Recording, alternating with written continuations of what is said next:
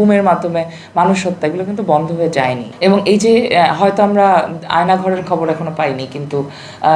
এই তথ্যগুলো আমাদেরকে বলে দিচ্ছে যে আসলে যেই সহিংসতার রাজনীতি, যে ভায়োলেন্সের সংস্কৃতি আমাদের মধ্যে ছিল সেটা একেবারে উঠে যায়নি, বরং একটা নতুন ধরনের ভায়োলেন্সের সংস্কৃতি বা সহিংসতার সংস্কৃতি আমরা দেখতে পাচ্ছি, যেটার কথা বারবার ফিরোজ ভাই অনেক দিন ধরে এটা নিয়ে লেখালেখি করছেন, এবং যেটার সাথে আমি একদমই একমত যে এটা খুবই ভয়ঙ্কর একটা প্রবণতার দিকে দেশকে নিয়ে যাচ্ছে। এবং এই সহিংসতাটা যে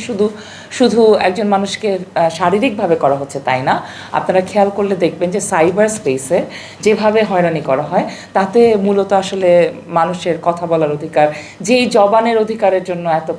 প্রাণক্ষয়, যেই কথা বলার অধিকারের জন্য 24-এর গণ অভ্যুত্থান, সেই কথা বলার জায়গাতেই দেখতে পাচ্ছি কথা বলা মাত্রই এক ধরনের আক্রমণ শুরু হচ্ছে। এই আক্রমণের সবচাইতে সফট টার্গেট হচ্ছে নারীরা, বিশেষ করে সেই নারীরা যারা জনপরিসরে হাজির আছেন, যাদের রাজনৈতিক মতামত আছে এবং যারা কোনো একটি রাজনৈতিক পজিশন নিচ্ছেন এবং যে পজিশনটি অপর পক্ষের পজিশনের বিপরীতে। এবং এই নারীদের যেরকমভাবে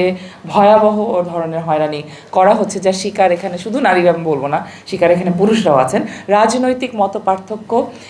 এই কারণটা নিয়ে যে একটা মত প্রকাশের স্বাধীনতার উপর যেটা বিশাল চাপ আছে, এই চাপটি আমি মনে করি নাগরিক হিসেবে আমাদের এটা